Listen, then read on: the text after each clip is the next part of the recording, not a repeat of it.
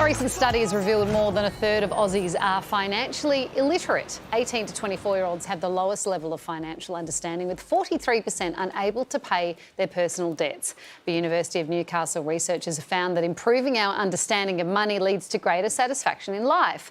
So are we doing enough to teach our kids about money? And the Barefoot Investor himself, Scott Pape, joins us now. Welcome. I'm assuming you're not surprised when you hear those stats. How did it get so bad? Well, I actually think they're quite low. It explains why I spent the last 2 years trying to get financial education in schools and failing. For me, it's the one thing that every kid is going to be tested on every day of their life, and the fact that we go through 13 years without actually learning anything is just crazy. And I didn't get it through, but I wrote this book as sort of my way of bouncing over the bureaucrats and getting it into the hands of kids. It's crazy that you didn't get it through.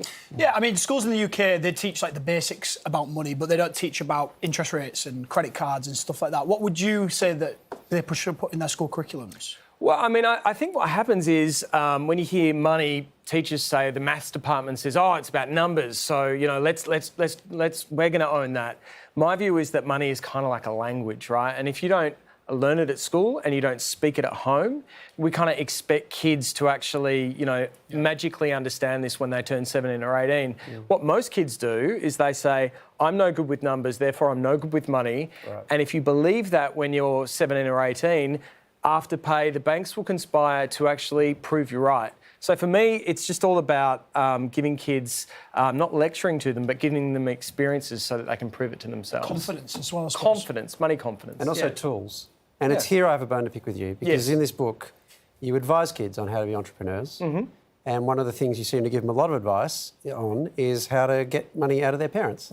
Yes, that's true. That is true. Well, this is obviously a terrible idea. Why are you doing this? One of the things I say to kids and to my kids is you're not going to get paid to do the dishes. You're not going to get paid to take your smelly socks and put them in the laundry. You're not going to get paid to make your bed. These are all things we do as a family. However... I've been doing this wrong. However, money comes from working, and it is a good thing to encourage kids to work and to get paid.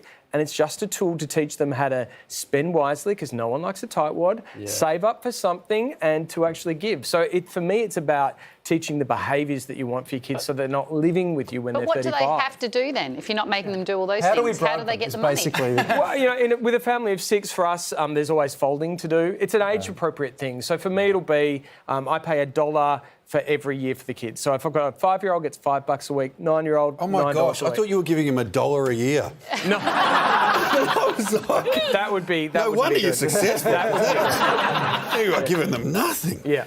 So sorry, you give them $1 each year. So 5-year-old. 5-year-old gets $5. Okay. And 9-year-old gets $9. But the 9-year-old is doing harder jobs. So the 9-year-old is folding stuff and doing the things that I don't want to do. The 5-year-old could be picking up dog turds on the lawn, something that I don't want to do. Yes. It all works.